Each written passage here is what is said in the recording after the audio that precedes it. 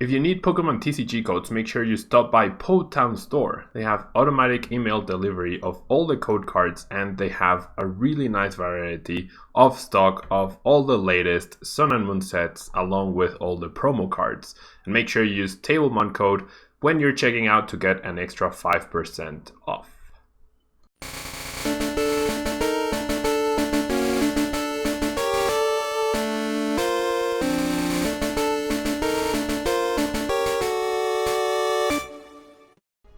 Hello everyone, how are you doing today? Welcome back to a brand new day of Road to TCG Worlds 2020. I am here to talk a little bit about my tournament experience from Worlds.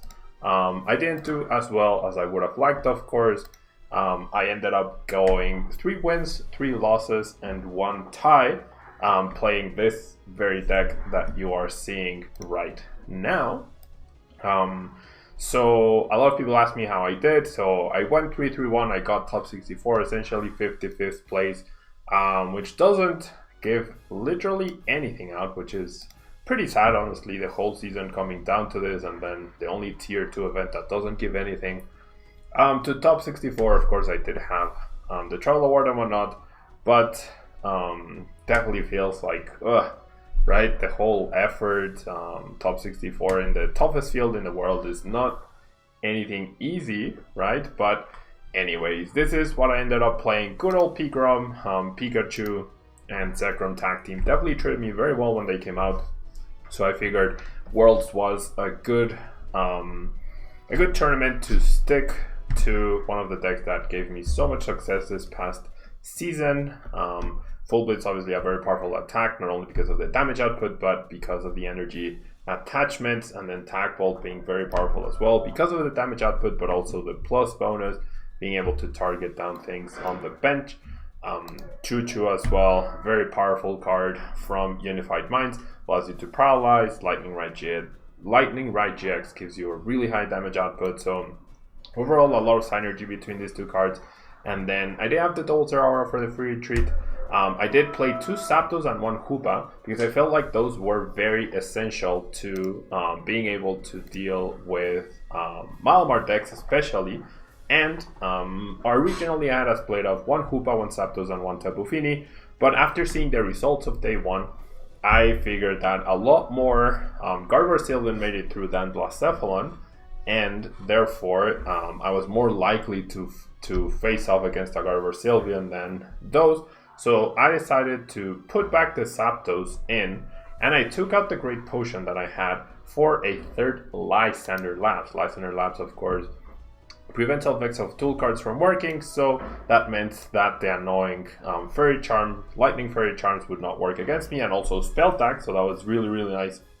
I feel like adding the Zapdos and the 3rd Lysander Labs strengthened my Gardevoir Sylveon matchup, strengthened my Malamar matchup, which was also an incredibly popular deck. It was the most popular deck on day 1. So adding 2 cards to cover bases against the most successful deck from day 1 and the most played deck from day 1 made a lot of sense to me, right? I did end up playing Blounce in round 1 of the World Championship when my opponent flipped over the Blacephalon.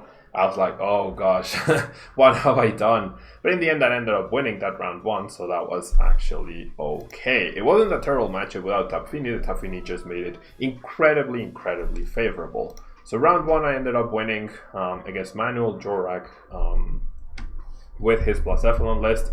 In round 2, I played against an Ultra Malamar deck.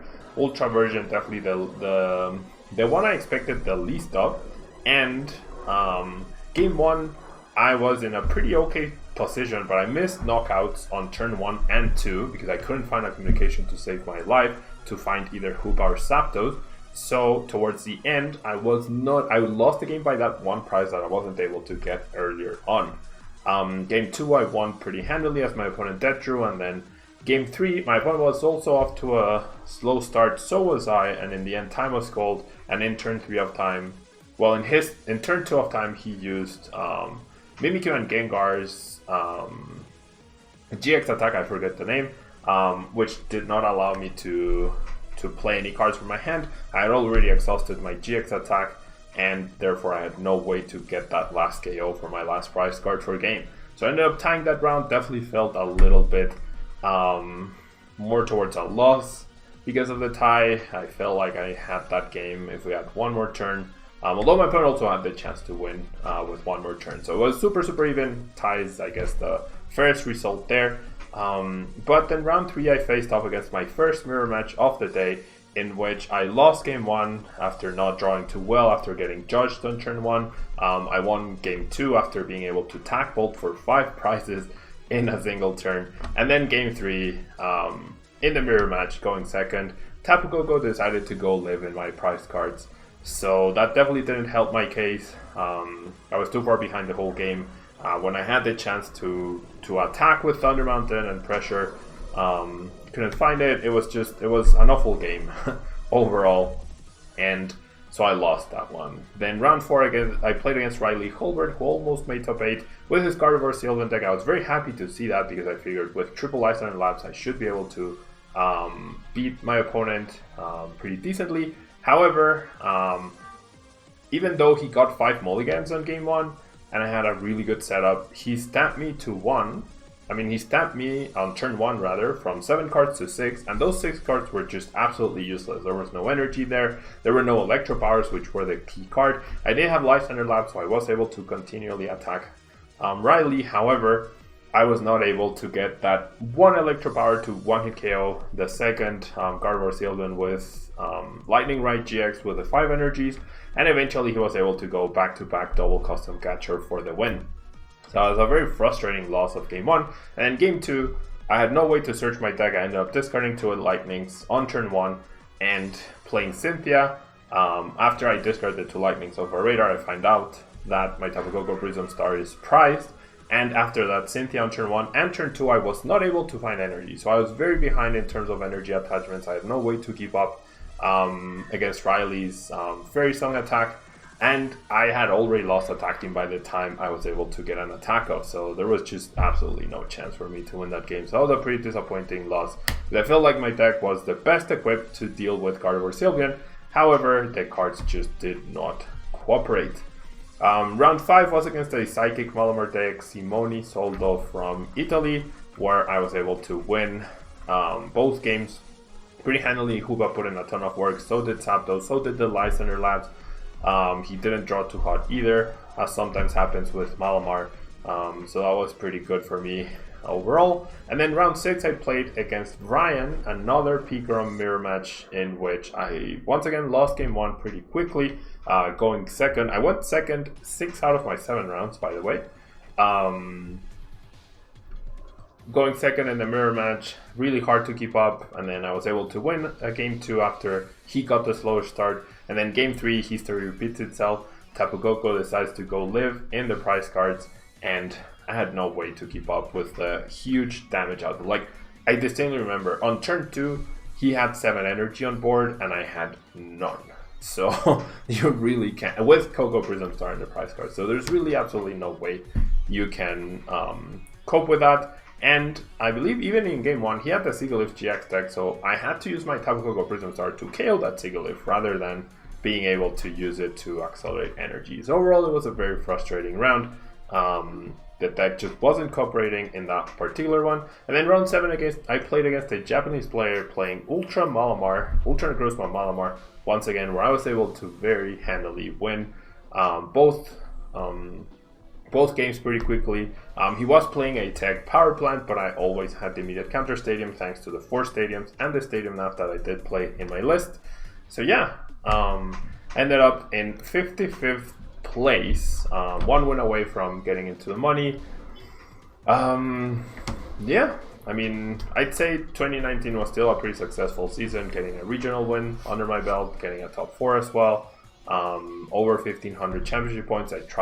I went to 7 different countries to play Pokemon during this season, which is the highest I've ever done, which is an incredible thing to be able to do. And all of that is thanks to you. Yeah, you who are watching, you who choose to support Tablemon. I still don't know what my plans are for the next season, because the best finish limit of 8 for each international stipend is pretty ridiculous. I can't financially compete with the Brazilian players because they have 4 League Cups every weekend, and if I get 4 League Cups per quarter in Mexico, that is a lot. So It's not looking great in terms of how much I'll be traveling. What I might end up doing is just saving up the money I would have used from regionals towards just traveling to the internationals. So we'll see. I still haven't decided quite yet, but I have to decide very soon, and it all depends on many other projects and things that I'm looking forward to that might happen in the next few weeks. And if I don't end up traveling as much, though, that does mean that I will definitely be trying to focus more on content creation in this 2019 season. I know you guys enjoy the streams. I know you guys enjoy the daily videos. So I'm really gonna try and be more consistent and not only try to make live streams and then put the content on YouTube. I was trying to think of things like original things to do for YouTube, such as an Eye in Japan. Yeah, an Eye in Japan series where they're going to be playing Sun and Moon onwards, so their format is going to be very different. But I think a lot of the decks that they end up utilizing and building could be pretty interesting to showcase. So I could end up doing something like Future Friday or something like that, where I talk about the new sets, potential new deck builds, or just like Eye in Japan kind of stuff, which I know a lot of you enjoy finding out more about what goes on in their metagame and whatnot. But yeah, that will be all. Sorry that I'm rambling. Don't forget to check out Potown Store. Use Tablemon code for 5% off your purchase. Or if you're planning on buying physical cards through TCG Player, you can follow my affiliate link down below. It's a great way. It's a free way to support the channel. All you need to do is make sure that you are checking out after clicking that link, whether you add the items to your cart after clicking the link, or if you already have them, then you close your browser, you open up a new one, go through a link, and then just check out. It really makes a big difference, guys. Every little bit helps as I try to continue the Tablemon dream. It's been now 4 years. Yeah, the 4-year anniversary blew past us this past week. So yeah, it's been 4 years of Tablemon, 4 years of incredible adventures, and I'm looking forward to the next 4 and even more. So thank you guys. Don't forget to leave a like, and I'll catch you guys in our next video. Bye bye.